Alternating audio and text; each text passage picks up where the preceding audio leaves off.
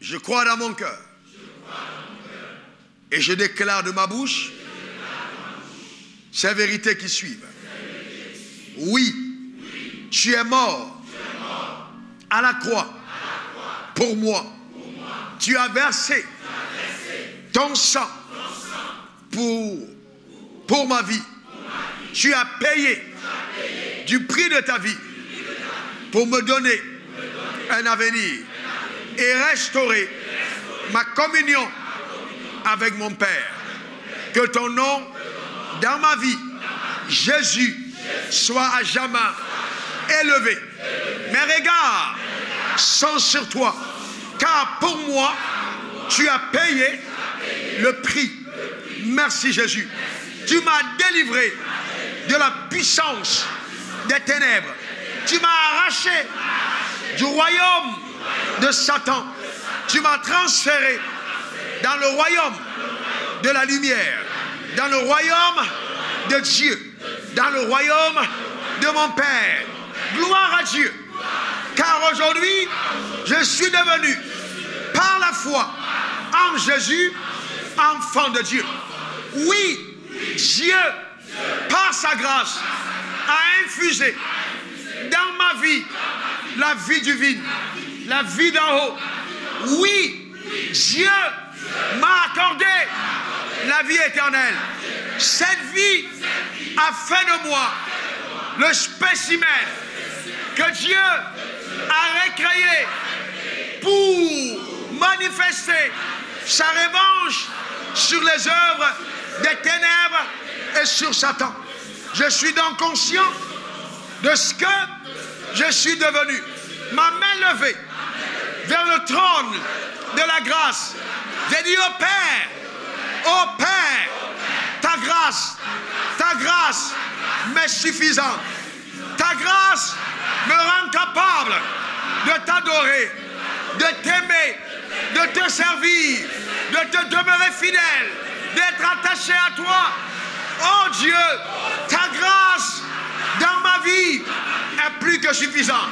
C'est pourquoi je déclare sur ma vie que la grâce de Dieu, la grâce d'en haut ne sera jamais vaine. Je mène une vie remarquable à cause de la grâce qui m'a été faite. Oui, Dieu m'a démontré son amour. Il m'a prouvé sa fidélité. Et j'engage mon âme dans les voies de l'amour. Je parle et j'ordonne à mon âme, aime l'Éternel, attache-toi à Dieu, recherche les choses en haut, affectionne les choses du royaume des cieux. Oui, je parle à mon âme. Mon âme bénit et bénira sans cesse l'Éternel, mon Dieu, au nom de Jésus. Amen 3 fois. Acclame très fort pour ta propre vie. Alléluia. Amen. Alléluia. Amen. Vous savez, on a besoin de révélation de la parole de Dieu pour pouvoir la comprendre. C'est vraiment triste de réaliser qu'il y a beaucoup de personnes qui viennent à l'église depuis des années, mais qui n'ont pas la compréhension de la parole de Dieu. Et quand vous regardez à leur vie de tous les jours, leur vie ne prenne pas les couleurs du royaume. Ils ne sont donc pas des témoins de Dieu. Ils ne sont pas des vrais témoins de Dieu. La Bible dit que Dieu est le même hier, aujourd'hui, éternellement. Il est le même, il n'a pas changé. Ce qu'il a fait hier, il est encore capable de le faire aujourd'hui. Et il le fera éternellement. Donc Dieu n'est pas un menteur. Non, il ne ment pas. Et il dit ce que j'ai dit, je l'accomplis et je l'accomplis certainement. Amen. Dieu est très, très fidèle. Alors le vrai problème, c'est que souvent nous avons de sérieux défis au niveau de notre compréhension de la parole de Dieu. Je voudrais que cette nuit, alors quel que soit le temps et l'heure là où tu te trouves, que tu puisses vraiment prier afin que la parole de Dieu soit accessible à ton esprit. Vraiment prier pour que la parole pénètre ton homme intérieur. Que la parole t'éclaire à l'intérieur de toi-même et qu'elle vienne changer totalement tes paradigmes mentaux et te permettre de voir la vie avec le regard de Dieu. Car on peut regarder, mais c'est avec son cœur qu'on voit. Mets ta main sur ton cœur et prie le Seigneur. Demande-le. Là où tu te trouves en ce moment, demande-le au Seigneur de toute ton âme. Demande-le véritablement. Prie le Seigneur. Demande-le de tout ton cœur, de toute ton âme, de toute ta force. Implore Dieu au nom suprême de Jésus. Implore-le. Implore la grâce divine. Implore la grâce divine. Ô Père, permets au nom suprême de Jésus que nous puissions entendre la parole de Dieu, que nous puissions la comprendre. Que cette parole produise en nous la vie. Qu'elle change radicalement notre système de pensée. Qu'elle améliore éternel nos paradigmes mentaux. Et nous permet de vivre une vie éternelle selon les standards de Dieu au nom suprême de Jésus. Ô Père, que ton nom soit honoré. Ô Père, que ton nom soit exalté. Ô Père, que ton nom soit élevé. Reçois la gloire et l'honneur. Reçois le triomphe éternel. Parle à nos vies, parle à nos vies, parle à nos vies par ton esprit. Que ta parole illumine, éternel, notre homme intérieur. Béni sois-tu, Seigneur. À toi soit la gloire et le règne. Alléluia. Au nom suprême de Jésus. Quelqu'un dise Amen 3 fois. Amen. Amen. Amen. Acclamons encore le Seigneur pour son amour. Amen, amen, amen. Alléluia.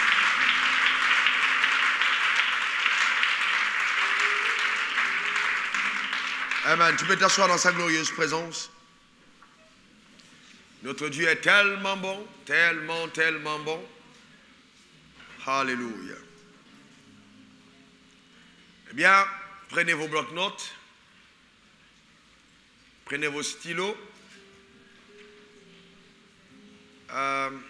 Mais je voudrais que vous puissiez avoir 2 blocs-notes ouverts aujourd'hui. Ok, parce qu'on va noter différemment. Donc il faut 2 blocs-notes. Certains d'entre vous ont préparé un, mais ont préparé le deuxième. Celui que Pierre avait quand il était avec Jésus. Ce n'était pas le bic et la feuille, mais c'était les blocs-notes de son cœur. Avant de consigner sur le papier, assure-toi que ce s'est écrit dans ton cœur. C'est le plus important. Et que tu t'en souviennes. Comment devenir et demeurer un passionné de Dieu? Deuxième partie. Comment devenir et demeurer un passionné de Dieu? Premièrement, je voudrais rappeler qu'il est impossible d'aimer Dieu sans l'aide de Dieu. Personne ne peut aimer Dieu sans l'aide de Dieu lui-même. Souvenez-vous de cette déclaration que j'ai faite, en fait, qui émanait du Saint-Esprit. C'est Dieu qui allume l'étincelle de l'amour dans notre cœur. Et c'est nous qui allumons, qui attisons la flamme. C'est Dieu qui allume l'étincelle de l'amour dans notre cœur. Et c'est nous qui attisons la flamme. La citation est juste devant vous. Selon Romains 5, verset 5, il est écrit,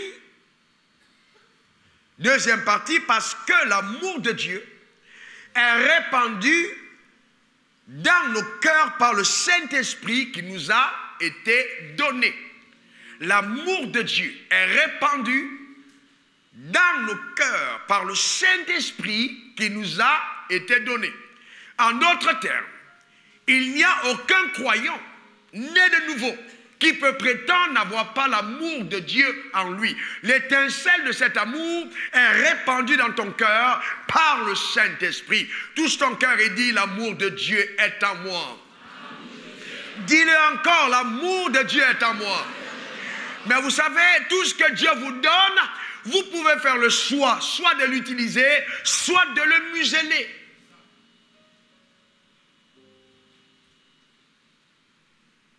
L'amour de Dieu est répandu dans nos cœurs par le Saint-Esprit. J'ai entendu plusieurs fois des personnes m'approcher, des jeunes gens comme des personnes adultes. Pasteur, peux-tu prier pour moi car je veux avoir la passion que tu as pour Dieu? C'est une bonne requête.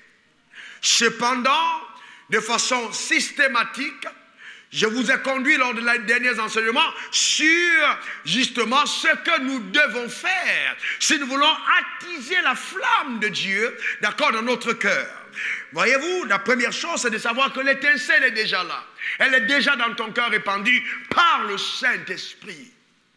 Et la marche dans l'amour est un choix qu'on fait. L'amour n'était pas imposé, mais c'est un choix que tu fais. Dieu l'a répandu dans ton cœur par le Saint-Esprit. Et quelqu'un de passionné, c'est qui donc? La passion est au-delà de l'amour. La passion, c'est la dimension élevée de l'amour. Quand la flamme est tellement brûlante qu'elle pousse ta vie vers des actions qui peuvent être qualifiées d'actions insensées de la part de celui qui ne comprend pas ta motivation. C'est là qu'on parle de passion. Parce que la passion, c'est quelqu'un qui a un profond amour pour Dieu. Un passionné, c'est quelqu'un qui a un profond amour pour Dieu. Au point où cet amour le pousse au sacrifice même de sa propre vie à cause de Dieu. Au point où cet amour le pousse même au sacrifice de sa propre vie à cause de Dieu. Est-ce que je peux voir la main de ceux qui dans cette assemblée aiment Dieu? Alléluia.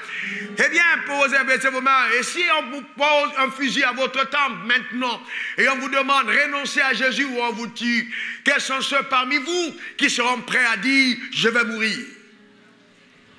Ah, Dieu a vu vos mains. Alléluia. Amen. Vous voyez, une personne passionnée entre les mains de Dieu devient un instrument de grande valeur. Un vase d'honneur pour Dieu. Écoutez-moi attentivement. Écoutez-moi attentivement. Vous voyez, beaucoup de personnes disent, est-ce que vous savez que je peux ne pas pécher? Je peux donner à Dieu. Je peux venir à l'église tous les jours et ne pas aimer Dieu dans le fond de mon cœur. Est-ce que vous savez qu'il y a des personnes qui se sanctifient pour elles? Il y a des personnes qui sont régulièrement à l'église pour elles, pour ce que l'église apporte dans leur vie et non parce qu'elles aiment Dieu. Je peux justement décider d'être correct et tout le monde dit ouh, mais cette sœur aime Dieu. Non, cette sœur s'aime tellement qu'elle a compris les raccourcis pour avoir accès à certaines choses qu'elle désire. Ce n'est pas l'amour de Dieu, c'est la quête de certains avantages qu'on peut obtenir dans les voies de la piété. Mais il n'y a que Dieu pour savoir effectivement. Mais ce que je vais vous dire, c'est que Dieu a la capacité de regarder au cœur. Et que le pasteur peut être trompé, le voisin peut être séduit, mais pas Dieu. Parce que Dieu connaît nos motivations. Il connaît profondément nos motivations. Et notez ceci, c'est le sacrifice qui est dans le révélateur de notre passion pour Dieu. C'est le sacrifice qui est révélateur de notre passion pour Dieu. Là où il n'y a pas de sacrifice, il n'y a pas de passion. Parce que la passion conduit au sacrifice. Le sacrifice, vous l'avez à l'écran, qui est révélateur de notre passion pour Dieu.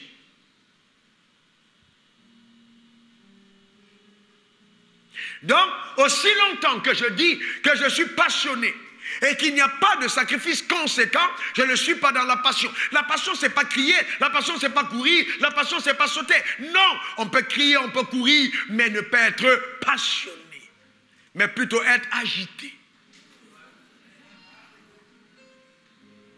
Voyez-vous, il y a une grande différence. Genèse 22, verset 12. Quand Dieu donne à Abraham de passer le test, justement, de cette épreuve sublime et élevée même, qui a fait d'Abraham, justement, le père de la foi. Regardez ce que l'ange va dire quand Abraham va décider d'apporter son fils unique, Isaac, il a eu 25 ans après avoir attendu. 25 ans. Dieu lui dit, donne-moi ton fils, ton unique, celui que tu aimes. Isaac, apporte-le en sacrifice sur la montagne que je te dirai. Et la Bible dit quoi? Dieu mit Abraham à l'épreuve en ces mots. Dieu mit Abraham à l'épreuve en ces mots. Pourquoi est-ce que Dieu éprouve Abraham? Pourquoi est-ce qu'il éprouve? Écoutez-moi très bien. Quand il a parlé à Abraham dans Genèse 12, verset 1, 2, 3, il dit, quitte ton pays, ta patrie, la maison de ton père, vas-y dans le pays, je te montrerai, je te bénirai. Je rendrai ton nom grand, je ferai de toi une source de bénédiction. D'accord? Toutes les nations de la terre seront bénies après toi. Je bénirai celui qui te bénirait, je maudirai celui qui te maudira. Donc, écoutez-moi attentivement. Écoutez-moi bien. Donc, quand il le dit à Abraham, il lui fait quoi? Une promesse. Quelqu'un dit promesse. Quelqu'un dit promesse. Quand Abraham sort et s'en va, rien ne prouve qu'il part parce qu'il aime Dieu. Parce que si on vous promet un avenir glorieux, vous partez. Si on vous promet des maisons, vous partez. Il n'y a pas de preuve d'amour. Il est en train d'obéir. Mais souvent on obéit. On obéit parce que derrière l'obéissance, il y a un avantage qui est rattaché à notre propre vie. Et Dieu le sait, il n'est pas bête. Il sait très bien. La raison pour laquelle certaines personnes avec le poisson d'alliance calculent au centime près. Parce qu'ils te disent, en le faisant ainsi, le ciel sera ouvert. Donc pour eux, c'est un raccourci pour avoir accès à davantage de blé. Ce n'est pas la preuve qu'on aime Dieu. Mais Dieu dit, ok, maintenant on va aller plus loin, Abraham. Donne-moi ton fils, ton unique, celui que tu aimes, Isaac. Apporte-le en sacrifice sur l'une des montagnes que je te dirai. Alors, premièrement, Abraham doit faire face au conflit entre deux amours, l'amour de sa femme et l'amour de Dieu. Il y a donc sa femme qui est attachée à Isaac. Pendant 25 ans, elle a été dans une attente d'une promesse et c'est arrivé. Donc Isaac, elle devient le pôle d'intérêt de Sarah. Donc là, Abraham va avoir un problème à la maison. Voyez, prendre ça à Isaac et partir avec lui, c'est de s'assurer qu'il y aura un sérieux problème avec Sarah. Donc il ne peut pas poser cet acte s'il n'est pas passionné de Dieu. En ce moment précis, il peut dire à Dieu, dans tous les cas, notre histoire peut s'arrêter là. Quand même, toi même me demander jusqu'à me demander mon fils, et il peut même dire arrière de moi. Vous comprenez ce que je suis en train de dire? Ça vous fait rire, mais certains d'entre vous, vous êtes dans le même cas. Quand Dieu vous a donné 1 million, vous dansiez et vous sautez, 100 000 francs de portion d'alliance, c'était quelque chose d'agréable. Quand il a commencé à donner 100 millions, vous demandez maintenant au pasteur, dis-nous comment est-ce qu'on gère l'argent de l'église avant que je le donne. Le vrai problème, c'est que vous, ce n'est pas qu'en fait, vous avez envie de voir comment est-ce qu'on gère. Non, je ne parle pas seulement à vous, hein, parce qu'on est exposé au monde entier. Vous voyez, le problème, c'est que vous avez juste envie de retenir votre argent. Voyez-vous, vous commencez à réfléchir. Vous commencez à questionner, à raisonner. Parce que là, il te faut donner peut-être 10 ou 15 millions. Quand c'était 1 million, il n'y avait pas de problème. Et Dieu le sait. Parce que vous voyez, entre l'offrande et le sacrifice, il y a une différence. Tout le monde peut faire une offrande, mais peu de personnes font un sacrifice. Donne-moi ton fils, ton unique, celui que tu aimes, Isaac. Et là, regardez ce que Dieu va faire quand il arrive sur la montagne. Et il est avec son fils. Il arrive, vous voyez votre fils, vous le tenez par votre main, vous causez avec lui, vous avez une relation. Et le fils vous pose la question, papa, voici le bois et le feu, mais où est l'offrande du sacrifice? D'accord? Voyez-vous? Et Abraham est obligé de répondre à son fils. Imaginez l'attachement qu'il y a. En fait, même, il y a trois zones de conflit. Il y a d'abord l'amour qu'il porte à Sarah.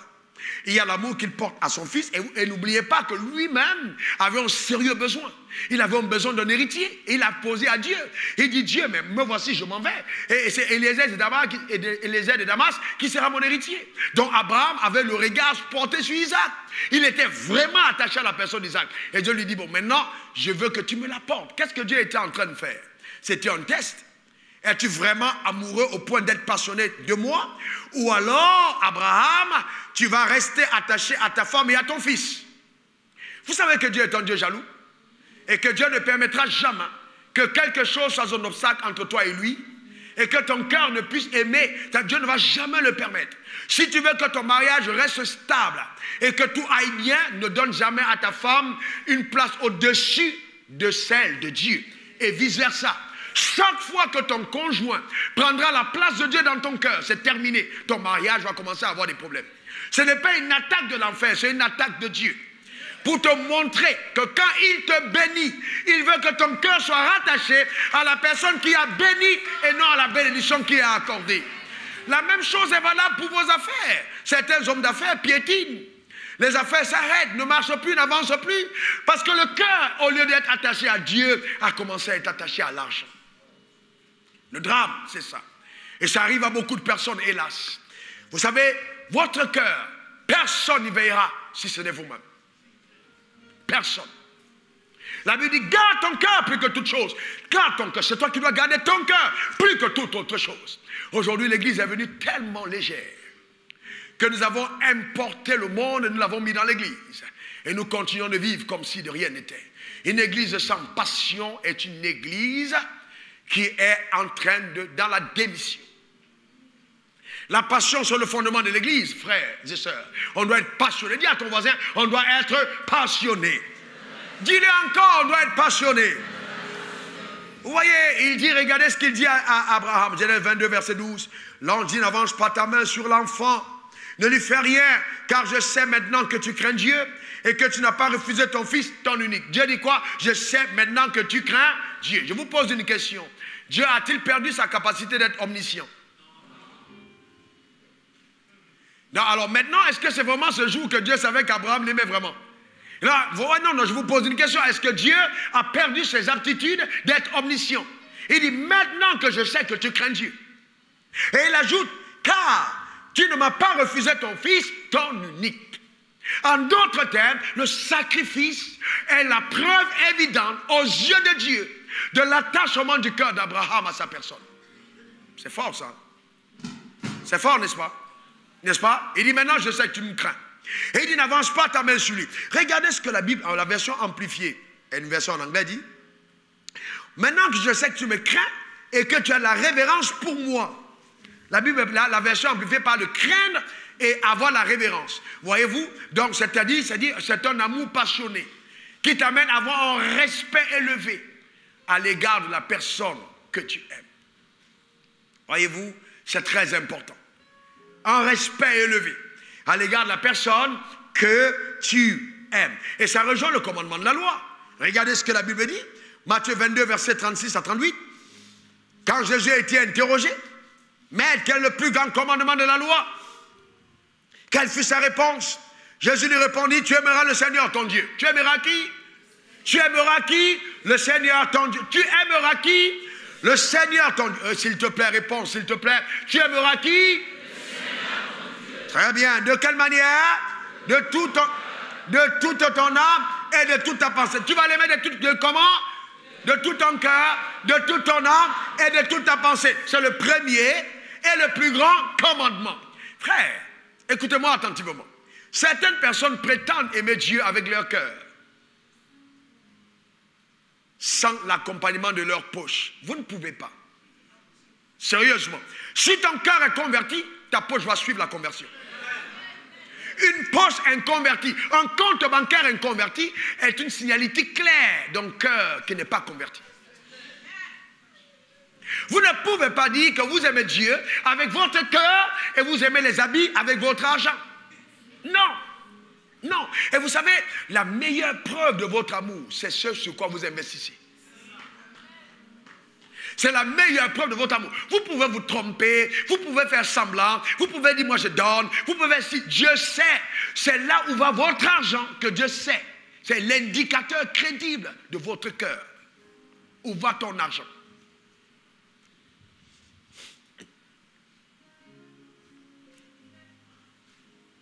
Pasteur Asson, viens. Regardez. On a deux costumes, on est habillés tous en bleu. On est tous en costume. Vous savez que nous deux, on a dépensé pour les costumes. Ok? Très bien. Mais les motivations que nous avions, les deux, peuvent être différentes. Je peux aller à la boutique acheter un costume avec une motivation qui est différente de quelqu'un, de lui. Quand je peux aller en boutique prendre un costume, je peux me dire, ok, je suis un serviteur de Dieu. Il faut que je sois présentable quand je me présente devant des gens. Il faut que je sois bien habillé.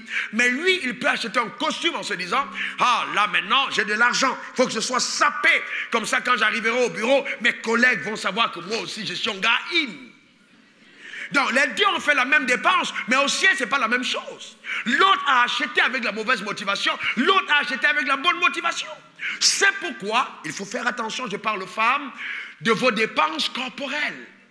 En majorité, la pression que vous mettez est une pression qui est due au calque de la convoitise dans votre âme et non aux besoins réels de votre être. Vous calquez. Tel a eu tel sac, je veux le sac. Tel a eu telle voiture, je veux la voiture. Et tout de suite, vous ne vous rendez même pas compte que vos passions déclinent et commencent à s'orienter vers les choses de la terre. Vous ne pouvez pas aimer 2 maîtres à la fois. La Bible est claire là-dessus. Soit vous aimerez un et détesterez l'autre, soit vous détesterez un et aimerez l'autre. Alors maintenant, qu'est-ce que la religion a fait pour pouvoir combler ça? Vous voulez que je vous dise la vérité?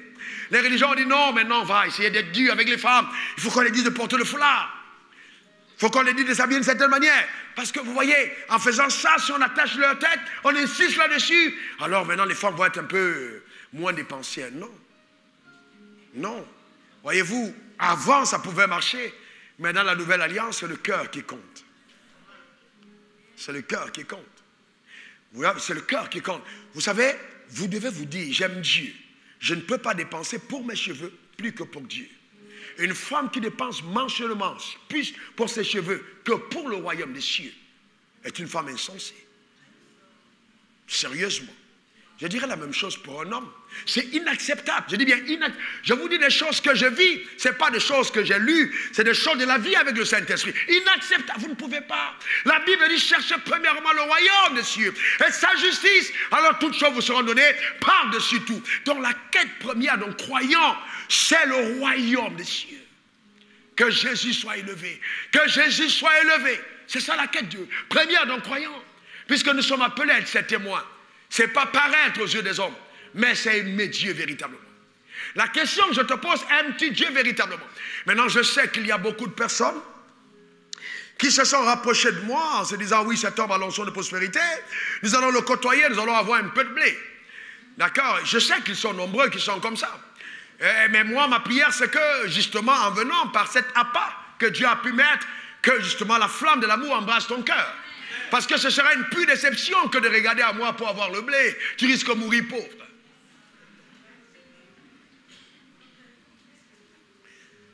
Pourquoi tu es calme? Demande à ton voisin pourquoi tu es calme. On dirait que c'est de toi qu'il parle. Hein? Pourquoi tu es calme comme ça? Amen. Non, vous voyez donc, notre battement de cœur premier, c'est d'abord aimer Dieu. Nous devons aimer Dieu. D'accord? Nous devons aimer Dieu. C'est important. Et je vais vous dire, aimer Dieu. C'est très important. Aimer Dieu. Aimer Dieu. Vous voyez? Donc, avoir de la révérence. Le plus grand commandement, vous voyez, c'est aimer Dieu de tout son cœur, aimer Dieu de toute son âme, aimer Dieu de toute sa force, aimer Dieu de toute sa pensée. C'est le premier commandement. L'autre question que je veux poser ce soir, est-ce que vous croyez vraiment que le ciel existe? Est-ce que vous savez que beaucoup d'entre vous n'êtes pas vraiment conscients de l'existence du paradis? Et que beaucoup d'entre vous ne savent même pas que la vie va continuer après la terre?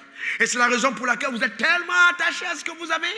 Et qu'on peut sortir ici ce soir et qu'on dise que tu n'es plus là? Est-ce que vous savez que c'est possible? Est-ce que vous savez que Dieu a consigné les jours de chacun d'entre nous dans un livre? Et que, vous voyez ce que je suis en train de dire? Ça peut arriver. Ça ne veut pas dire que tu as péché. C'est que tes jours sont arrivés à terme. Et ce jour-là, quand tu arriveras dans sa présence, qu'est-ce que tu diras à Dieu? À quoi ta vie a servi? C'est pourquoi il est urgent d'aimer Dieu. Il est urgent d'aimer Dieu. Aimer Dieu, c'est la chose la plus extraordinaire. Aimer Dieu, c'est urgent. Il faut aimer Dieu de tout son cœur, l'aimer vraiment. Aimer Dieu véritablement.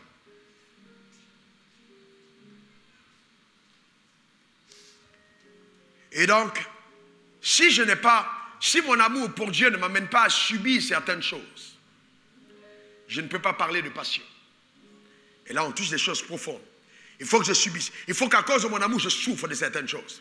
Il y a des personnes, dès qu'ils souffrent quelque chose, oh non, vraiment, je voulais bien, mais vraiment, on m'a persécuté, mais mon oncle ne veut plus m'envoyer à l'école parce que j'ai accédé ma vie à Jésus, mon mari ne veut plus qu'on partage la même chambre, ma femme veut partir, pasteur, je ne peux plus continuer parce que ça devient difficile. Et frère, qu'est-ce que Jésus a dit? Qu'est-ce que Jésus a dit? Voyez-vous, aujourd'hui, l'Église démissionne de ses responsabilités. Jésus n'a jamais dit qu'il est venu pour que tout aille bien. Non, non, non, non. Il dit, je ne suis pas venu amener la paix, mais l'épée. C'est ce que Jésus a dit. Le père se lèvera contre sa fille. Vrai ou faux? Je vous pose la question, vrai ou faux? Vrai. Ça veut dire que ton père peut te persécuter à cause de ton amour pour Dieu. Mais qu'est-ce qu'il dit, regardez. Matthieu 5, mettez plutôt le verset 10 d'abord. Verset 10, Matthieu 5, 10. Matthieu 5, 10. Dis à ton voisin, j'ai vraiment l'impression que c'est de toi que le pasteur parle. Dis à ton voisin, j'ai vraiment l'impression que c'est de toi. Dis-le, n'aie pas peur, il te regarde avec les yeux là. Elle te regarde, dis-le à ton voisin. Oh là là là là là là là là. Amen, amen, amen, amen. Regardez ce que la Bible dit. Heureux ceux qui sont persécutés pour la justice, car le royaume des cieux est à eux. Heureux ceux qui sont persécutés pour la justice, car le royaume des cieux est à eux. Vous savez, vous ne pouvez jamais atteindre le seuil de la passion sans vivre la persécution. Je reprends, vous ne pouvez jamais atteindre le seuil de la passion sans vivre la persécution. Vous serez persécuté. Même si l'Église n'a plus envie de parler de ça aujourd'hui, vous serez persécuté si vous vivez une vie passionnée. Et souvent, c'est par les personnes les plus proches. Ouais. Mais la Bible dit heureux. Parce que le royaume des cieux est à toi. Alléluia. Parce que le royaume des cieux est à toi. Ça veut dire quoi? Ça veut dire que quand tu es persécuté, l'attention de Dieu est sur ta personne. Vous ne pouvez pas subir les affres de la persécution sans attirer l'attention de Dieu.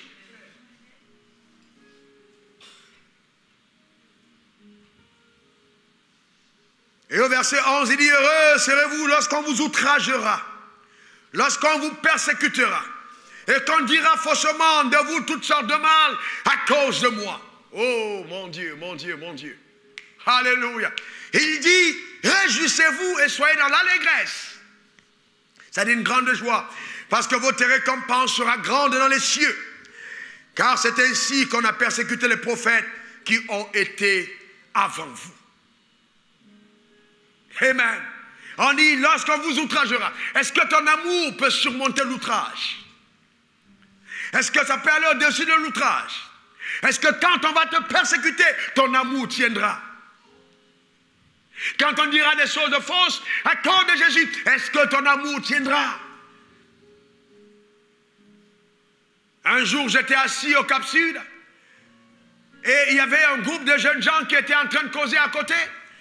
Et j'entendais dire comment est-ce que le pasteur Wafo, il est mystique, il est sorcier, il est faussaire, il est ceci, il est cela.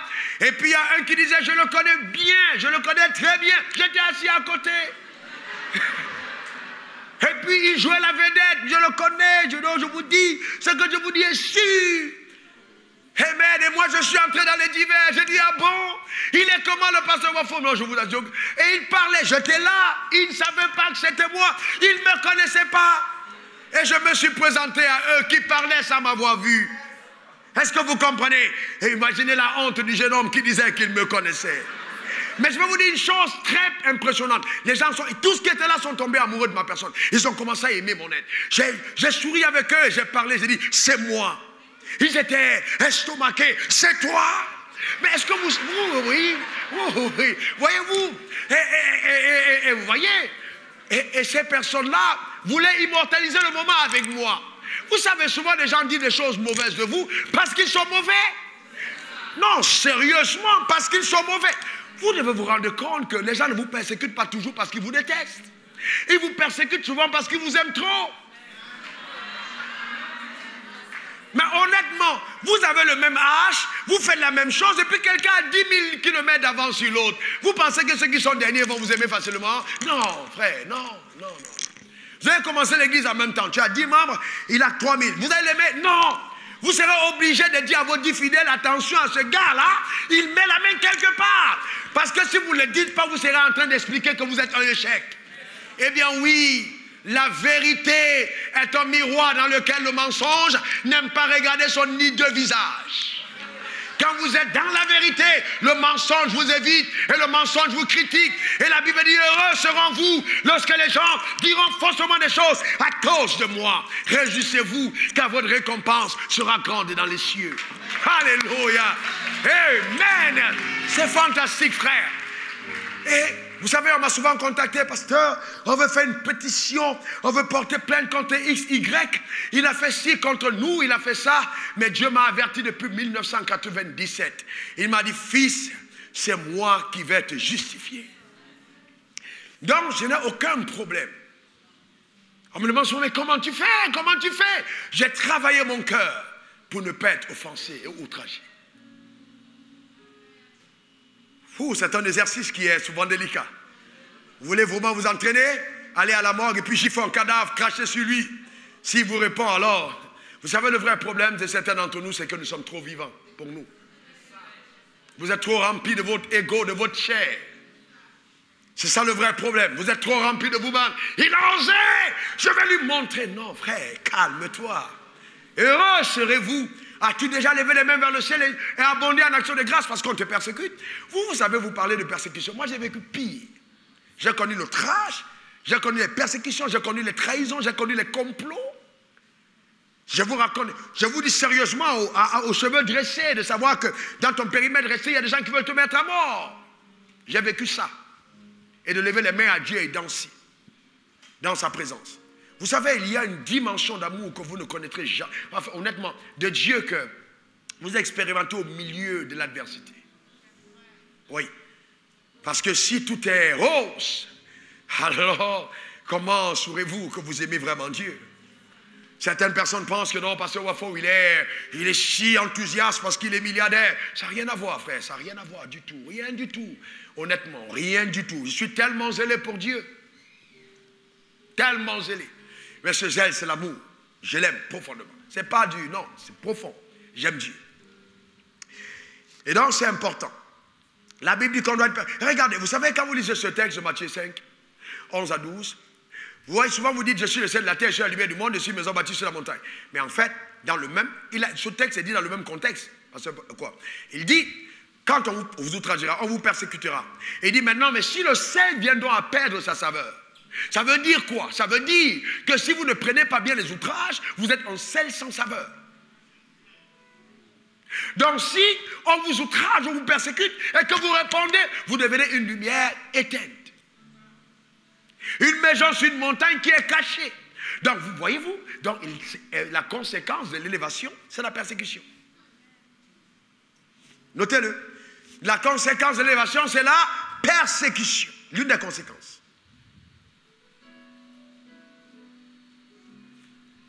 Et une passion ne devient réelle que quand elle engendre le sacrifice.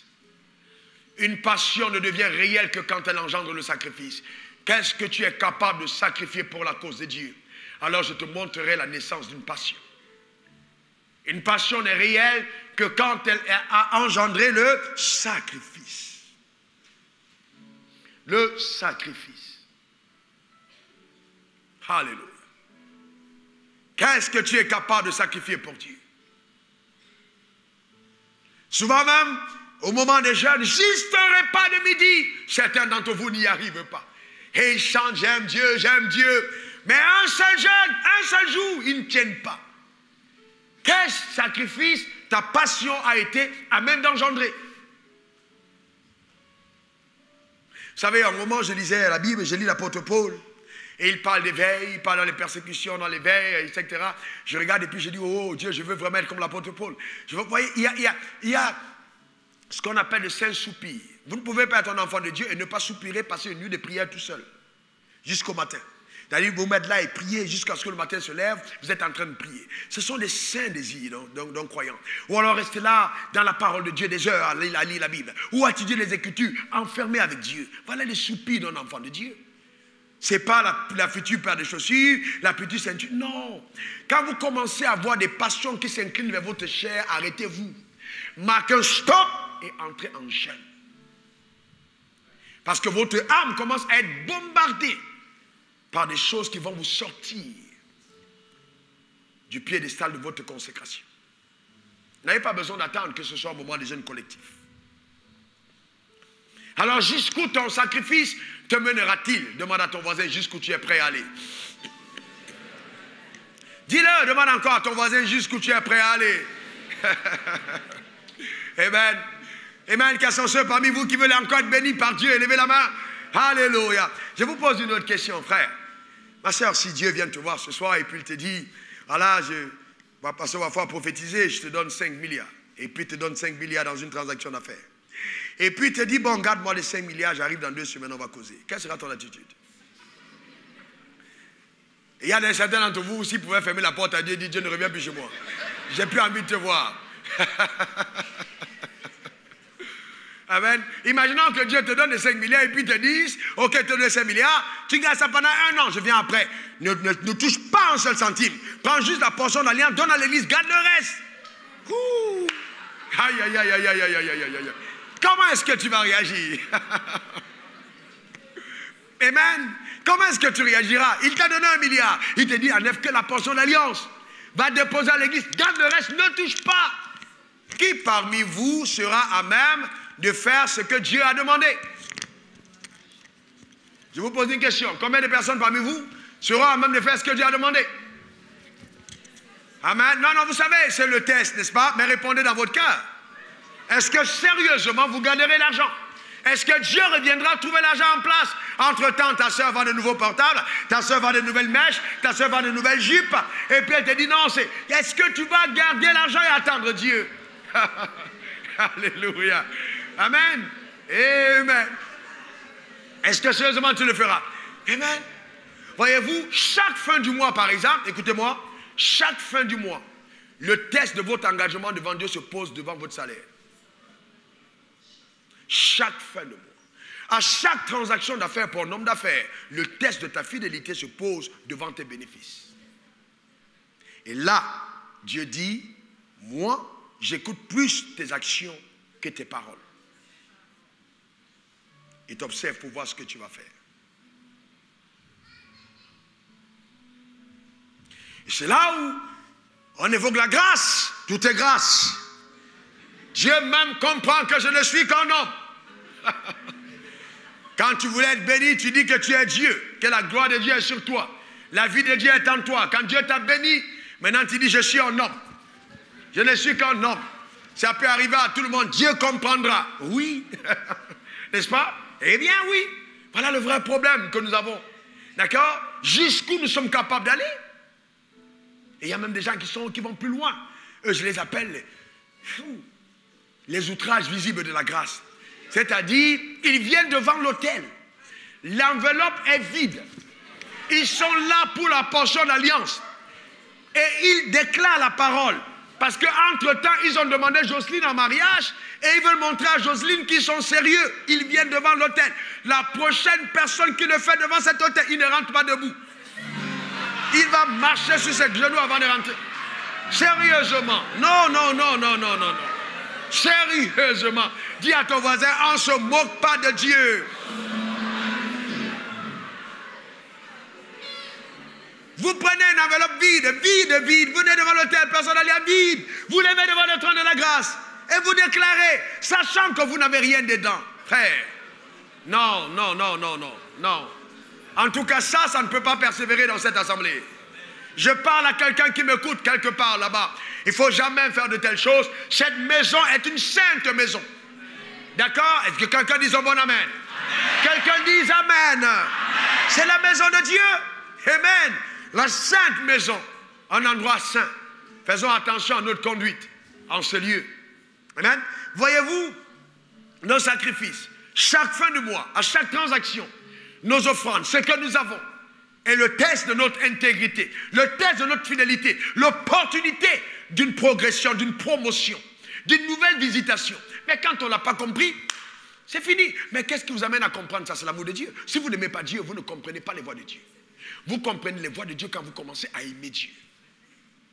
Les gens réfléchissent parce qu'ils n'aiment pas Dieu. Quand vous aimez Dieu, il vous fait comprendre ses voies. L'intelligence et la sagesse divine sont accordées à ceux qui aiment Dieu.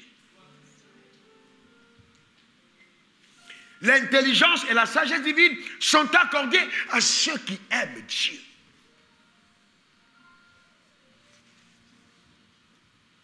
Jusqu'où es-tu prêt à aller? Alors Dieu t'appelle à renoncer à toi-même. Luc 9, verset 23. Renoncer à toi-même. Luc 9, 23. Puis il dit, si quelqu'un veut venir après moi, qu'il renonce à lui-même, qu'il se charge chaque jour de sa croix et qu'il me suive. Oh, dis à haute voix, je renonce à moi-même. Oh, s'il te plaît, dis-le encore, je renonce à moi-même. Que quelqu'un te dise encore une fois, je renonce à moi-même. Frère, vous savez qu'à un certain niveau de ta marche avec Dieu, Dieu peut te demander jusqu'à tes propres rêves. Quand il parle de renoncer à toi-même, il te demande jusqu'à tes propres rêves, tes propres ambitions, tes propres projets. Il te demande de sacrifier tout ce qui avait été minutieusement préparé par toute ta famille. Et on dit, voilà ce que tu vas devenir. Et Dieu dit, maintenant, j'ai besoin de toi dans tel secteur. Jusqu'où ton amour répondra à cela. Vous savez, c'est facile d'être là. Oh, j'aime Dieu. Est-ce que tu es prêt à renoncer à toi-même? Et c'est pourquoi, regardez bien, vous allez vous rendre compte dans la Bible que Dieu a toujours appelé les personnes qui étaient occupées. Pourquoi? Parce que quand on n'est pas occupé et que Dieu t'appelle, c'est facile de venir. Un jeune garçon qui ne fait rien va dire, oh Seigneur, je suis là à plein temps. Mais c'est un chemin, il n'a rien à faire. Il va faire quoi? Aller à l'église, il y a une opportunité qu'il est en salaire. Mais s'il a déjà un salaire et qu'il est déjà quelque part, avec assurance, avec voiture de fonction, et puis Dieu lui dit, laisse ça, viens me servir. C'est là où on voit qu'on aime Dieu. Parce que c'est facile de dire, oh, j'accepte, quand il n'y a rien. Quand Jésus va avec Pierre, il dit, laisse ça et suis-moi. Je ferai de toi un pêcheur d'hommes. Premièrement, la pêche d'hommes n'existe nulle part. Donc, dans toute pêche de requin, ça existe, pêche de baleine, ça existe. Vous dites à un pêcheur, pêche d'hommes, pour qu'il te suive, il faut qu'il ait compris quelque chose d'autre. Il n'a pas trouvé un gars qui était en train de jouer aux cartes au bord de la route. Il dit, suis-moi. Non. Pourquoi? Ça aurait été trop facile. Et vous allez vous rendre compte que les personnes qui n'ont pas appris à faire quelque chose ne sont pas productives pour Dieu. Hélas. Hélas, c'est dangereux. Hélas, voyez-vous, il est important, d'accord, de comprendre la dimension du renoncement. Ensuite, voyez-vous, notez bien ceci. Notre religion, la religion chrétienne, est une religion fondée sur la mort. Notre religion, la religion chrétienne, est une religion fondée sur la mort. Le drame, c'est que nous n'avons pas souvent compris notre engagement à aller à Dieu. C'est une religion fondée sur la mort et non sur la vie. Quand on voit aujourd'hui des jeunes djihadistes qui vont, ils se donnent leur vie, ils meurent. Et vous voyez, ils sont engagés. Ils vont, ils se tuent, ils meurent. On leur dit après la mort, il y aura 7 vierges. Et après les 7 vierges, ok, la vie sera différente. Donc un gars qui est dans la galère ici, il s'est dit, autant aller là-bas, je suis avec les 7 vierges. Premièrement, mourir comme ça veut dire qu'on est habitant de l'insu d'impudicité, pour chercher 7 vierges en même temps. D'accord? Donc, il faut 7 vierges, même pas une.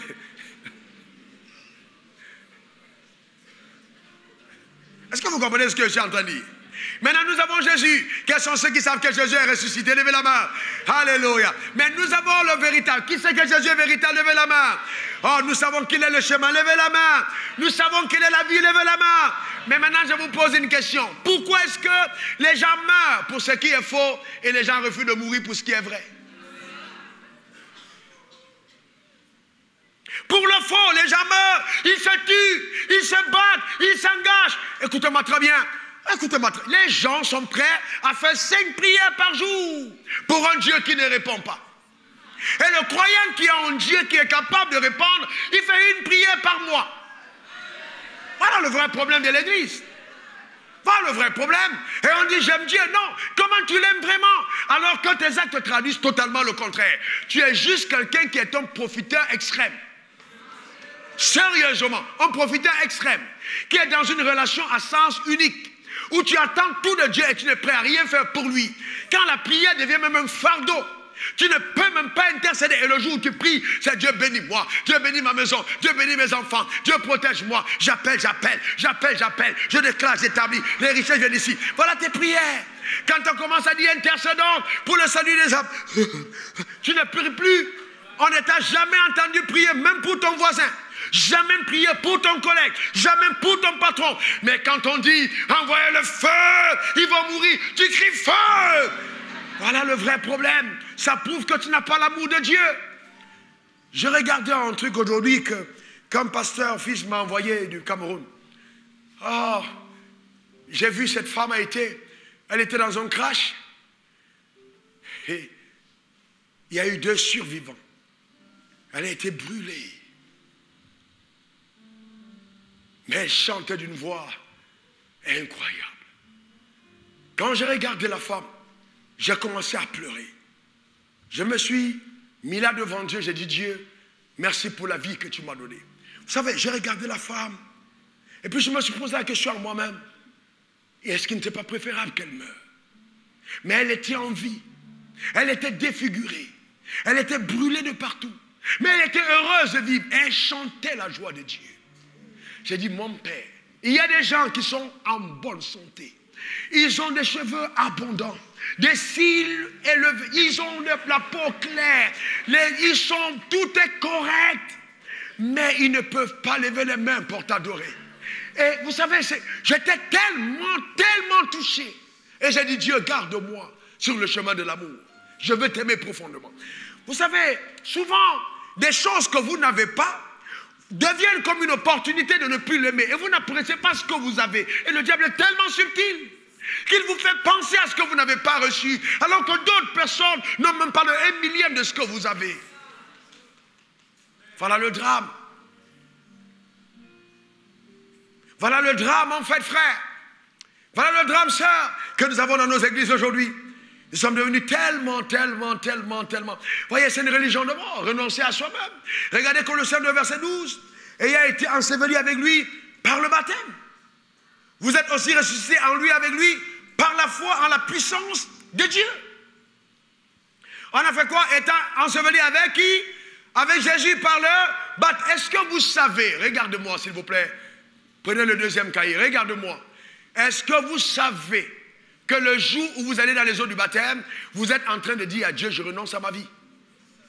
Vous êtes en train de dire à Dieu, je meurs.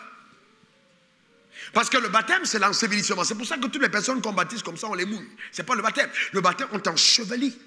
Et quand tu sors de là, tu ne t'appartiens plus. C'est ce que ça veut dire le baptême. Ce n'est pas l'entrée dans une nouvelle assemblée, ce n'est pas l'adhésion au message du pasteur Wafo, non, c'est l'engagement de ton cœur, d'une bonne conscience envers Dieu par Jésus-Christ. C'est ça le baptême.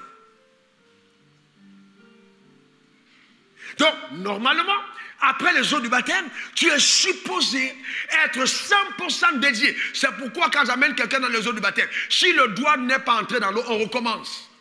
Parce qu'il y a des gens qui se baptisent et ils veulent laisser la main en haut comme ça. Et puis ils sont dans l'eau, la main est là. Parce que ça peut être un voleur. Si on laisse la main hors de l'eau, sa main peut continuer à faire des rabats. Il faut qu'il lande dans l'eau en entier.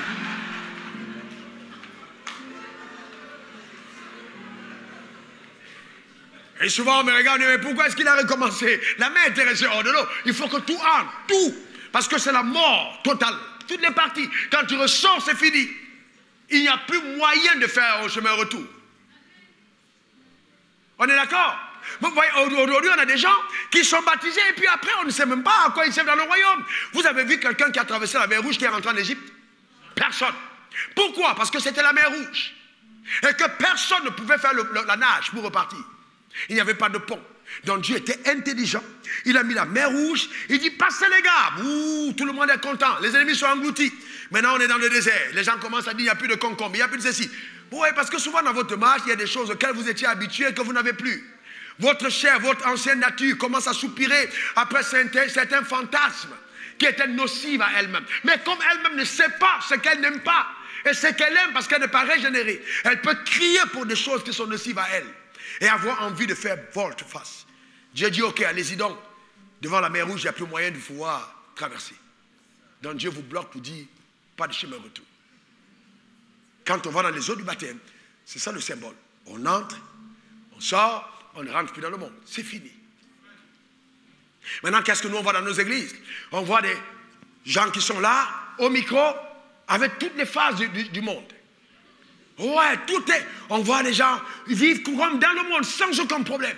Influencés par le monde, se comportant comme le monde, exactement. Mais non, ce n'est pas possible. On ne peut pas parler d'église en copiant le monde. Nous sommes morts au monde. Non. Non, nous sommes dans le monde, mais nous ne sommes plus du monde. Un croyant n'est pas mondain. Non. Tu n'es pas mondain. Je suis un croyant. Dis-le, je suis un croyant. Dis-le encore, je suis un croyant. Tu n'es pas mondain. Pourquoi veux-tu laisser ta vie influencée par les flots du monde alors que tu es un enfant de Dieu? Va à l'église les mêmes pour les mêmes choses. Ils sont là, ils guettent, comme les païens, comme les païens. Certains servent dans l'église. Certains sont là même, révérends dans l'église. Mais c'est incroyable.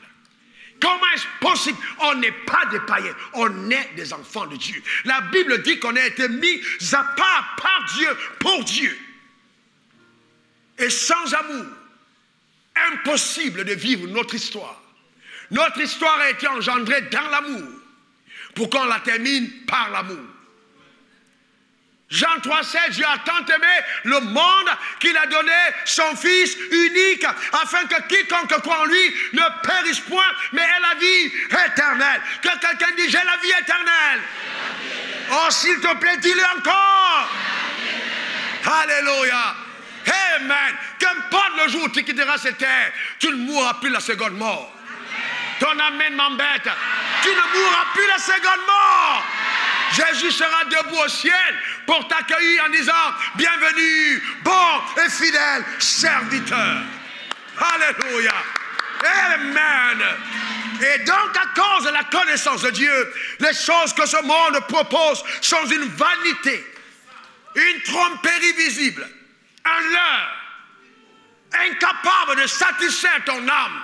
Ton cœur a été créé pour aimer Dieu et non les choses de la terre. C'est pourquoi il y a envie en certains croyants. On arrive encore à voir des croyants, on dit il est oppressé. Comment un croyant peut vivre dans l'oppression? Il y a même des croyants qui on pète la tête, comment on appelle ça? On dit fait le surménage. Mon Dieu, comment un croyant peut être surmené? On dit non, il faut qu'il aille voir le psychologue. Le croyant va voir le psy. Mais on est dans quel royaume ça? Dans le royaume de Dieu? Non, non, non. Pourquoi? Parce que les gens vivent comme les mondains. Frères et sœurs, c'est pas possible. Je suis un croyant, tu marches avec Dieu? Non! C'est pas possible. Ce n'est pas possible. Voyez-vous? Et c'est ça le drame. Nos vies ne dégagent plus le parfum de sa gloire. Pourquoi? Parce que nous vivons comme les mondains. Nous courons après les mêmes choses que les païens. Non et encore non. Ce n'est pas acceptable. On devait avoir des choix plus nobles. Comment voulez-vous que la génération future, nos enfants, nos contemporains, ne soient pas totalement inoculés de ce virus de la séduction, si même dans l'église, on trouve les gens qui courent après les mêmes choses. Le dimanche, c'est un jour où on sort le dernier sac. Ce n'est pas un jour d'adoration, c'est un jour d'exposition de sa chair, de ses avoirs terrestres. Ou quand on te dit, gars, ici, toi là, est-ce que tu me connais? Comment tu veux me demander de garer là? Les croyants, à l'église, au parking de l'église. Oh non, ça, non, non, ça, non. C'est pas ici, c'est ailleurs.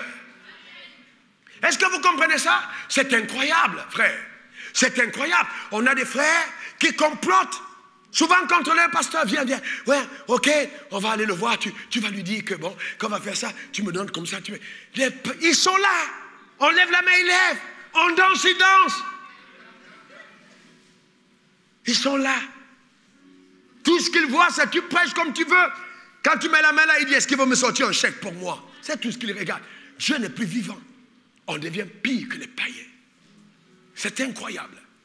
Voyez-vous? Et je vais vous dire une chose. Moi, personnellement, les résolutions que j'ai prises dans mon âme sont telles que, pour moi, quelqu'un n'a de valeur que quand il valorise Dieu. Personne n'a de valeur. Si tu ne valorises pas Dieu, tu ne mérites pas mon attention. Quelle que soit la personne que tu es. Je vais te respecter, mais mon attention, non. Non, ça, je vais te respecter parce que tu es une personne, je crois en Dieu, le meilleur pour toi, c'est vrai, mais frère, non, ça c'est... Tu perds ton temps. Tu perds ton temps. Tu peux avoir tous les milliards de la terre. Jamais je ne bougerai comme une feuille, même auprès du vent le plus fort. Je reste stable. Parce que tout ça, c'est des scories. Tout ça, c'est de la pourriture quand l'éternité n'est pas prise en compte. Les moments les plus précieux pour un croyant, c'est quand il rencontre son Dieu. C'est quand il est au service de son Père. C'est quand il agit pour les intérêts de Dieu et non pour lui-même. Ce monde et sa figure passent. Le monde passe. Ta voiture va passer, tes maisons vont passer, ta femme va passer, tes enfants vont passer, tes cheveux vont passer, ton sac va passer, tout ce que tu as passe. Ça va passer un jour. Donc ça ne sert à rien. Vous voyez deux sœurs de la chorale qui sortent de la chorale et sont en conversation. Oh, ton gars il t'a appelé, ton gars il t'a... Chorale, elle vient de chanter. Les mains vers le ciel. Et puis, quand on dépasse l'heure, elles se font des clins d'œil. Peut-être qu'il est déjà au parquet en train de nous attendre. Chorale. Ce n'est pas ici. Probablement ailleurs. Est-ce que quelqu'un comprend de quoi je parle? Voyez-vous? Ça vous fait rire. Mais c'est sérieux, frère, n'est-ce pas? C'est très sérieux. Nous devons nous prendre au sérieux, frère. Amen? Très au sérieux. Et le drame dans tout ça, c'est que, voyez-vous, on n'en est même plus conscient. On n'en est plus conscient. Le jour où vous voyez un frère content, c'est qu'il vient d'avoir une entrée d'argent.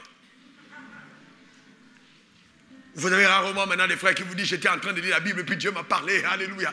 Ouh, j'ai eu une révélation de la parole. Frère, viens, on partage. C'est rare. Il y a des gens même tu leur dis, Dieu m'a dit, tu sens que c'est parce qu'ils ne sont même pas enthousiastes. Ils vont commencer à dire oui, mais le contrat l'a fait quoi? Les affaires de Dieu, ça ne les intéresse pas. Ils ne veulent pas. Tu te dis, mais est-ce qu'on vit dans la même planète? Voyez-vous, c'est important. Dis à ton voisin, il faut vraiment que tu aimes Dieu. Et dis à ton voisin, à ta voisine, sois passionné de Dieu. Alléluia. Amen. Amen. Donc on est dans une religion de la mort, ce n'est pas de la vie simplement. Nous mourrons pour vivre. Philippiens 3, verset 10. Afin de connaître Christ et la puissance de la résurrection et la communion de ses souffrances en devenant conforme à lui dans sa mort. Afin de connaître Christ et la puissance de sa résurrection et la communion de ses souffrances, en devenant conforme à lui dans sa mort. Voyez-vous, conforme à lui dans sa mort. Jean 12, versets 24 à 26. Jean 12, 24 à 26. En vérité, je vous le dis, si le grain de blé ne tombait en terre, ne meurt, il reste seul. Mais s'il meurt, il porte beaucoup de fruits. Waouh! Il porte beaucoup de fruits. Les frères qui sont morts à eux-mêmes, les frères qui sont morts pour le Seigneur, sont des personnes qui gagnent les âmes. Quand vous commencez à mourir, quand vous êtes mort véritablement, votre vie commence à être productive pour le royaume des cieux. Mais on dit, celui qui aime sa vie la perdra. Et celui qui est sa vie dans ce monde la conservera pour la vie éternelle. Si quelqu'un me sert, qu'il me suive. Et là où je suis, là aussi sera mon serviteur. Si quelqu'un me sert, le Père l'honorera. Le Père l'honorera. Le Père l'honorera. Oh, certains d'entre vous, je prie que cette génération ne passe pas, que vous connaissiez l'honneur de Dieu. Quand Dieu décide d'honorer un homme, frères et sœurs, c'est incroyable. Que le Père t'honorera un jour. Il faut que tu arrives à ça. Rappelez-vous, l'image qui me revient à l'esprit, c'est l'âne sur lequel Jésus est monté. On est d'accord? Cet âne s'en allait. Et Jésus était dessus, vrai ou faux? C'était le jour de l'honneur de l'âne. Personne n'était monté sur cet âne. Peut-être parce qu'elle n'était peut-être pas appréciée par son maître. Peut-être parce qu'elle était méprisée par les hommes et on l'a attachée là. Mais Jésus a dit aujourd'hui je vais t'honorer. Et il dit faites-la venir. Quand l'âne est arrivé, Jésus est monté dessus. Dès qu'il est monté, il a pris le chemin de Jérusalem. On a dit quoi? Hosanna à celui qui vient au nom du Seigneur. Et qu'est-ce que les hommes ont fait? Ils ont enlevé les habits, ils ont jeté sur le chemin. Et qu'est-ce qui s'est passé?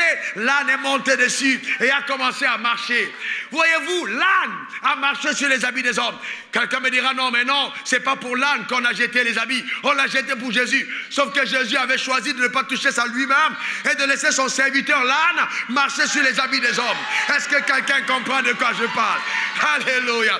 Vous savez, quand Dieu décide de vous honorer et que la grâce de Dieu est en vous et que le don de Dieu est en vous et que la main de Dieu est sur vous et que votre cœur est à Dieu, alors Dieu décide de dresser le chemin au-devant de vous. Les hommes viennent jeter les offrandes, jettent les avions privés, jettent les voitures, jettent les maisons. Ils disent Dieu, c'est pour toi que je donne. Dieu dit je ne touche pas ça moi-même. Ou à faux s'en occupe. Ou à faux s'en occupe. Je ne touche pas ça moi-même. Est-ce que quelqu'un comprend de quoi je parle? Écoutez-moi bien, Dans la Bible, ça vous fait rire, mais dans la Bible, quels sont ceux qui, quand on posait le sacrifice sur l'autel, est-ce que c'est Dieu qui venait manger? Quand on posait sur l'autel, c'était consumé par quoi? Le feu. Et il dit, je fais de mes serviteurs des flammes de feu. Ça veut dire que Dieu peut établir quelqu'un à une dimension où les sacrifices de Dieu sont mangés par l'homme.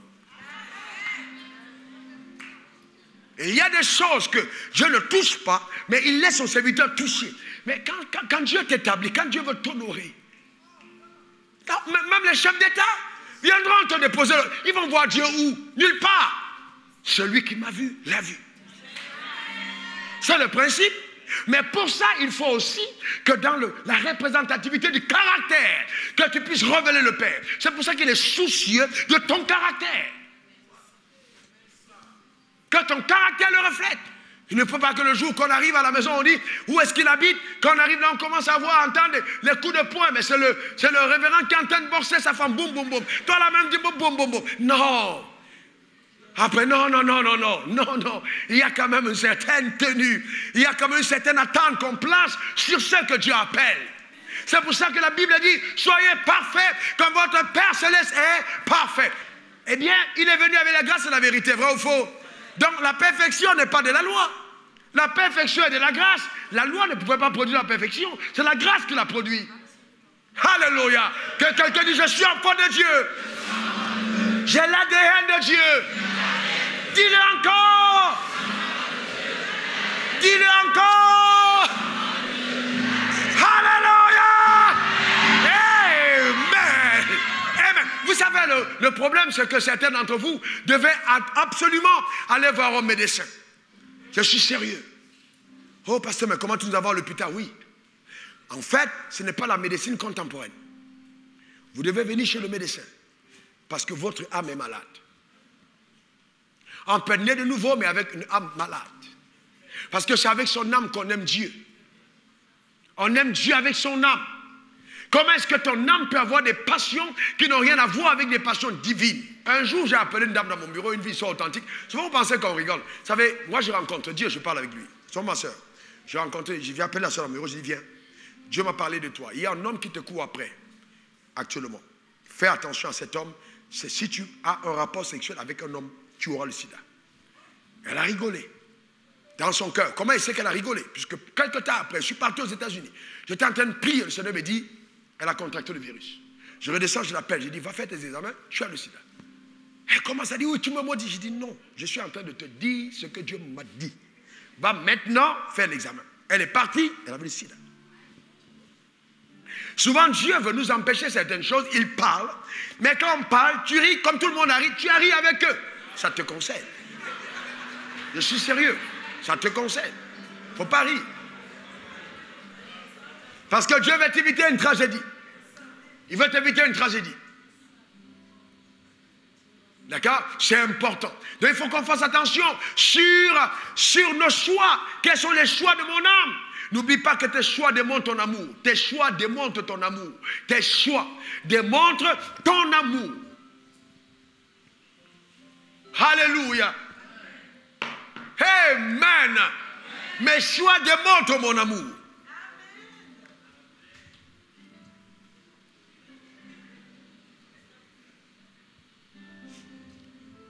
La Bible dit, car Dieu a tant aimé le monde qu'il a donné son Fils unique, afin que quiconque croit en lui ne périsse point, mais ait la vie éternelle.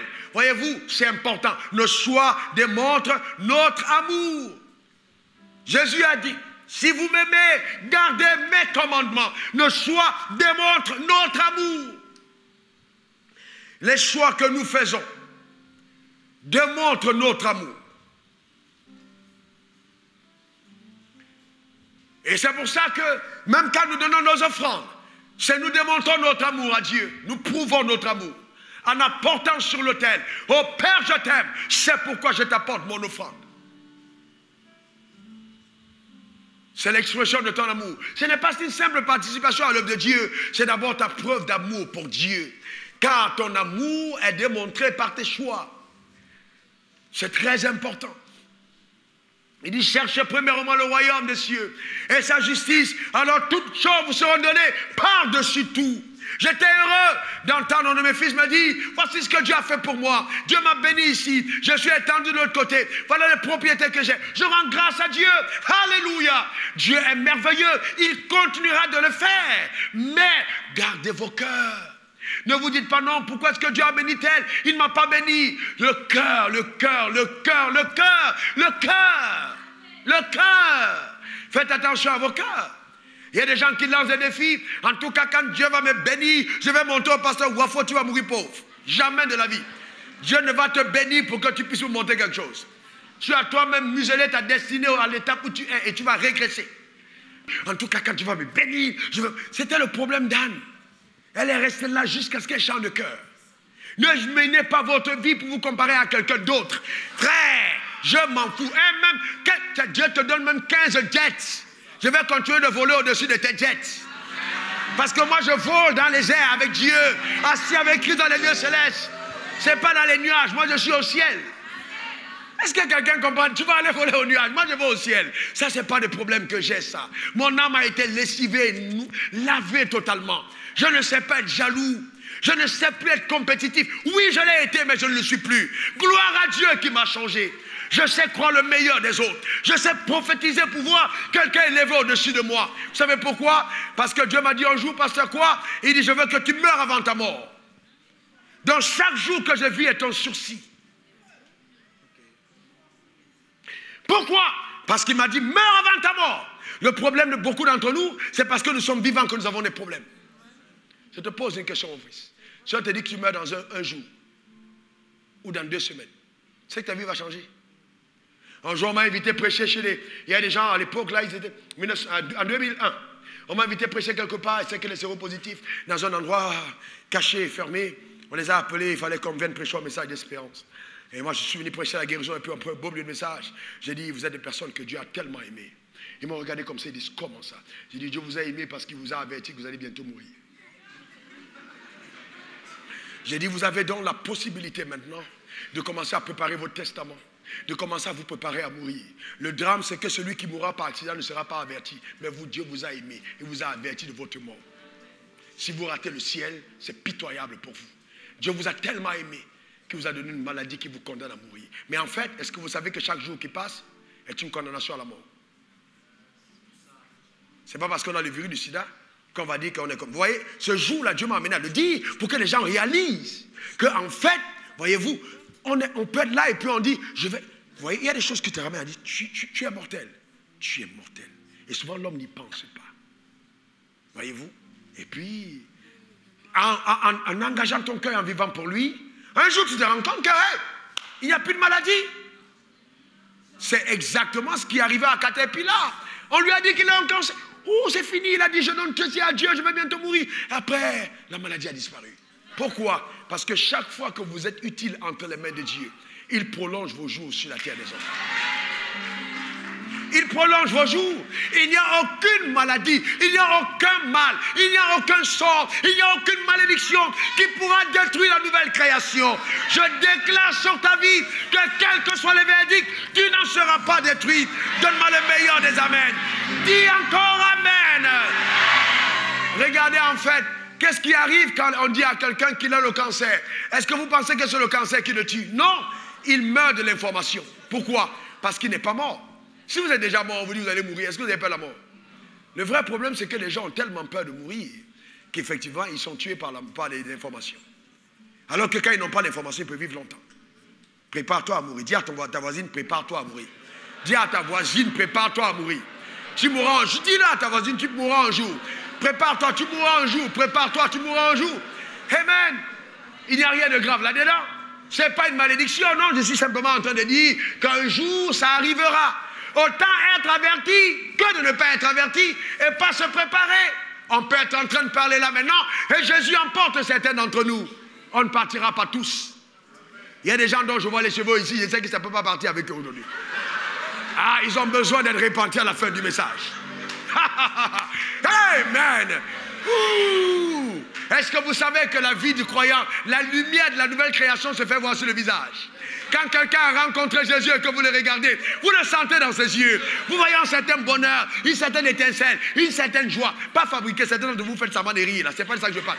Dans le regard naturel, une vie d'en haut. Amen. Amen. Amen. Alléluia. Amen. Vous savez, ça donne la joie. C'est incroyable, c'est le vrai bonheur. Marcher avec Dieu. Oh, j'étais dans mon bureau en train de faire une petite émission et puis j'étais avec mes pasteurs. Je me suis écrié. J'étais heureux. J'étais traversé par les spasmes de son amour. Un courant d'amour. J'ai crié.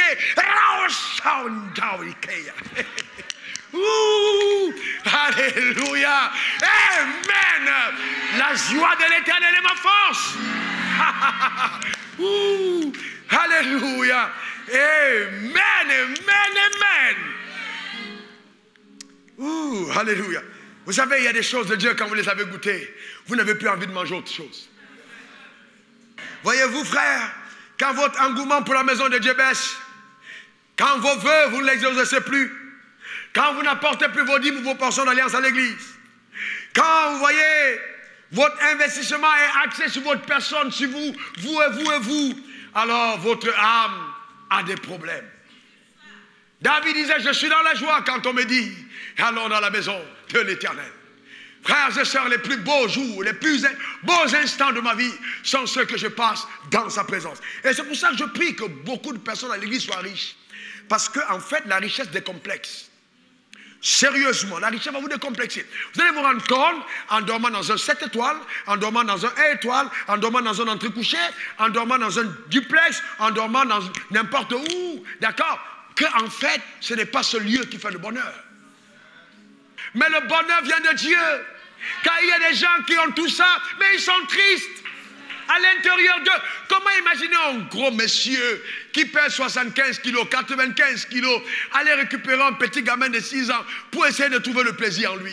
Si ce gars n'est pas malade, il a le blé, il a l'argent, et c'est eux qui votent les lois. Ils disent maintenant il faut qu'on dise qu'on peut avoir des rapports sexuels avec un enfant de 10 ans, de 11 ans. Pourquoi c'est ça qu'ils cherchent?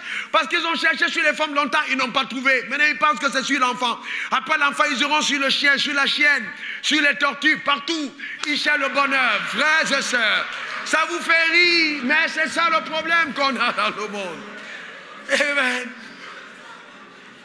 Sérieusement, rien ne peut te combler si ce n'est Dieu. Rien du tout. Rien du tout. On a besoin de l'aimer vraiment. Alléluia. C'est pourquoi, même quand tu viens dans la maison de Dieu, même si tu n'es pas dans la joie et qu'on chante un cantique, engage-toi dans la joie. Ton âme souvent ne veut pas être joyeux. Engage-toi dans la joie. Commence à danser dans la joie de Dieu. Amen. Commence à te sentir dans la maison de Dieu. C'est important.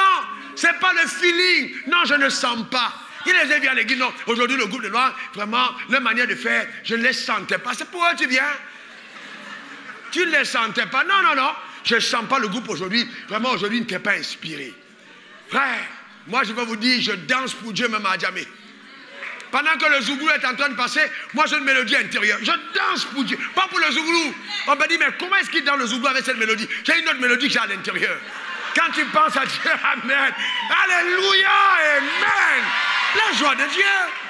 Amen. Alléluia. Ça rafraîchit, ça rajeunit. Amen. Ça illumine, ça protège, ça bénit, ça distingue, ça élève. Pourquoi est-ce que tu n'aimerais pas Dieu? Le bonheur sublime est en lui. Qu'est-ce que tu cherches ailleurs? Qu'est-ce que tu cherches ailleurs? Viens dans la maison de Dieu. Rapproche-toi de Jésus. Il va te montrer la vraie vie. Amen. C'est en lui qu'est la vie et nulle part ailleurs. C'est en lui. Amen. Oh, que Dieu t'amène à une autre dimension. Il faut que ton âme soit restaurée. Dis à ton voisin, Dieu restaure mon âme. Dis encore à ton voisin, Dieu restaure mon âme. Voyez-vous, c'est très important. Psaume 23, verset 3. David dit, il restaure mon âme. Il me conduit dans les sentiers de la justice à cause de son nom. Il restaure mon âme. Il restaure mon âme. Alléluia. Il restaure mon âme. La restauration intérieure par le Saint-Esprit. Notre âme, c'est avec notre âme que nous aimons. C'est elle qui est le siège de nos passions. C'est avec notre âme que nous aimons. C'est elle qui est le siège de nos passions. Notez-le, c'est une citation pour vous. Amen. Donc c'est important. C'est à partir de ton âme que tu aimes Dieu. D'accord? C'est à partir de ton âme que tu aimes Dieu. Dans l'âme, d'accord, c'est avec ton âme que tu aimes. D'accord? C'est très important. Très important. C'est très important. C'est avec ton âme que tu aimes. Tu aimes avec ton âme. C'est le siège de tes passions. C'est au niveau de ton âme. D'accord? Donc c'est très important. Il faut amener ton âme à aimer les choses d'en haut. D'accord? Maintenant, il y a des gens qui vont trouver des excuses. Oh, pasteur, tu ne sais pas ce que tu traverses. Tu ne sais pas ce que j'endure. Il n'y a pas d'excuses possibles. OK? Est-ce que quelqu'un comprend de quoi je parle? Pas d'excuses. L'apôtre Paul écrit aux Romains 8, 33 à 35. Qui accusera les élus de Dieu? C'est Dieu qui justifie. Qui les condamnera? C'est Christ est mort. Bien plus, il est ressuscité. Il est à la droite de Dieu. Il intercède pour nous. Qui nous séparera de l'amour de Dieu? Qui nous séparera de l'amour de Dieu? Sera-ce la tribulation, ou l'angoisse, ou la persécution, ou la faim, ou la nudité, ou le péril, ou l'épée? Verset 36. Alléluia. Selon qu'il est écrit, c'est à cause de toi qu'on nous met à mort tous les jours, qu'on nous regarde comme des brebis destinées à la boucherie. Qu'est-ce qui peut te séparer de l'amour de Dieu, frère? Qu'est-ce qui peut te séparer de l'amour de Dieu, ma soeur? Ton mari t'a fait quelque chose et tu dis, je ne vais plus prier. Qu'est-ce que ton mari par rapport à l'éternité? Qu'est-ce qui te séparera de l'amour de Dieu? Alléluia. Après le mari à 15 mètres en avant, la femme à 15 mètres en arrière. Il y a déjà une séparation, mais Dieu dit, moi je ne suis pas comme ça. Je ne te montre pas le mauvais côté, le bon côté avant et le mauvais après. Quand tu me rencontres, je te montre une portion de mon amour. Mais plus tu me connais, plus je te livre. Parce que le meilleur reste à venir. Je sers le moins bon avant et le meilleur après. Dieu va encore embellir ta destinée. Ce que tu as reçu de Dieu aujourd'hui est inférieur à ce que demain te réserve en lui. Donne-moi le meilleur des amens. Dis encore amen. Alléluia. Un jour, je dis aux gens, moi, Raoul Wafo, je ne serai jamais pauvre. Et ils ont cru que je compte. Je compte sur Dieu, frère. Je connais Dieu. Tu ne peux pas l'aimer. Et puis manquer de quoi que ce soit. C'est impossible. Et vous savez, ce qui nous comble aujourd'hui, c'est sa présence. Alléluia. C'est sa présence. Je suis tellement heureux. J'ai tellement prié pour vivre comme je vis aujourd'hui. Et par sa grâce, cela m'a été accordé. J'aime être avec lui. Vous savez ce que ça compte d'être avec lui, avec Dieu, enfermé, 5 heures, 6 heures, 7 heures, juste avec Dieu, en train de causer, de lire la Bible, de crier, d'être amoureux de Dieu, etc. Pendant que les gens sont en train d'aller dans les supermarchés à gauche, à droite, et dans sa présence, c'est fabuleux. J'ai déjà mis mon pied dans l'éternité tout en étant dans le temps. Amen, alléluia. Et maintenant, quelqu'un dit un bon amen. Oh, je déclare sur ta vie la contagion de cet amour. Dis encore amen. Dis encore amen. Alléluia. Donc tu devras garder ton âme. Garde ton âme. Somme 42, verset 12. Garde ton âme. Somme 42, 12. Pourquoi t'as battu mon âme? Dis-le encore après moi. Lis ça à haute voix. Pourquoi t'as battu mon âme? Et j'ai mis Dieu au-dedans de moi. Espère en Dieu, car je le louerai encore. Il est mon salut et mon Dieu. Alléluia. On est venu te dire que ton entreprise va fermer, ton âme va s'abattre. Tu dis à ton âme, pourquoi t'as battu mon âme? Et j'ai mis Dieu au-dedans de moi. Espère en Dieu, car je le louerai encore. Il est mon salut et mon Dieu. Alléluia. Amen. Alléluia. Amen. Est-ce qu'on peut acclamer le Seigneur ensemble? Est-ce qu'on peut bénir le nom de Jésus? Est-ce que je peux voir les amoureux de Dieu acclamer Jésus pour sa grandeur? Alléluia. Amen. Alléluia. Amen, amen, amen. Vous savez, si vous aimez vraiment Dieu, vous n'allez pas entrer dans des affaires de game, tromperie, etc. Marchez dans la lumière. Pose ta main sur ton cœur et commence à dire à Dieu combien tu désires demeurer dans la lumière, demeurer dans la vérité, marcher dans la vérité, l'aimer de tout ton cœur, de toute ton âme, de toute ta force, de toute ta pensée. Car il a dit, si vous m'aimez, gardez mes commandements. Et cela n'est pas pénible. Celui qui dit qu'il est de Dieu et qu'il est encore dans le mensonge, la Bible dit, la vérité de Dieu n'est point en lui. Celui qui est son frère est un meurtrier. Élève ta voix, parle à Dieu de tout ton cœur. Dis à Dieu que tu veux demeurer attaché à lui. Qu'il est ta seule vraie possession. Il est ta richesse. Et tu sais que tout ce que tu as obtenu de lui, tu ne permettras à rien de te séparer de cet amour. Élève ta voix vers le trône de sa grâce. Parle à ton Père ce soir. Élève ta voix là où tu es, quel que soit l'endroit où tu te trouves. Élève ta voix, parle à ton Père ce soir. Dis-lui combien tu l'aimes, combien tu veux rester attaché à lui tout le restant de tes jours. Dis-lui que tu veux attiser la flamme de cette étincelle d'amour qu'il a allumée dans ton cœur. Parle à ton Père ce soir, parle de tout ton cœur. Dis-le-lui que tu vas passer le temps à ses pieds, tu vas lire la parole, tu vas méditer la parole, tu vas la mettre en pratique, tu vas jeûner, tu vas prier parce que tu l'aimes, tu vas parler de Dieu à quelqu'un d'autre parce que tu l'aimes, tu affectionnes sa maison, tu vas honorer tes vœux, tu apporteras tes offrandes au devant de l'autel de Dieu parce que tu l'aimes. Personne d'autre ne prendra sa place dans ton cœur. Parce que tu l'aimes, tu t'éloignes de la compagnie de moqueurs. Parce que tu l'aimes, tu n'as pas de mauvaise fréquentation. Parce que tu l'aimes, tu t'attaches aux personnes qui s'attachent à Dieu. Parce que tu l'aimes, élève ta voix vers le trône de sa grâce. Célèbre le nom de Dieu, exalte-le, bénis le Très-Haut, bénis-le, crie à Dieu, dis à ton âme, mon âme, loue l'Éternel, mon âme, bénis l'Éternel, mon âme, aime l'Éternel, mon âme, n'oublie pas les bienfaits de Dieu, je rassasse à mon âme. Les bontés de l'Éternel ne sont point à l'éternel. Elles se renouvellent chaque matin. Crie au-dedans de toi. Déclare-le sur ta vie.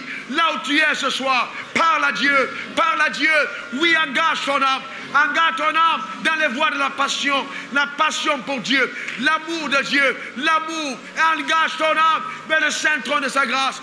Parle à ton Père. Parle, déclare-le de tout ton cœur, de tout ton être, de toute ta force, de toute ta pensée. Déclare qu'aucune possession, aucune richesse, aucun événement dans ta vie ne te séparera de l'amour de Dieu. Élève ta voix, parle à Dieu, crie à ton Père, déclare-le. C'est ton âme, tu soupires, tu désires, tu veux vivre avec lui, tu veux le servir, restant attaché à lui. Élève ta voix, parle à ton Père ce soir. Déclare-le au nom suprême de Jésus. Confesse-le de tout ton être. Alléluia, robo sakare bobo, rondo sharibo roro bakanda, rekorondoro sarababo riaka. Confesse-le de toute ton âme.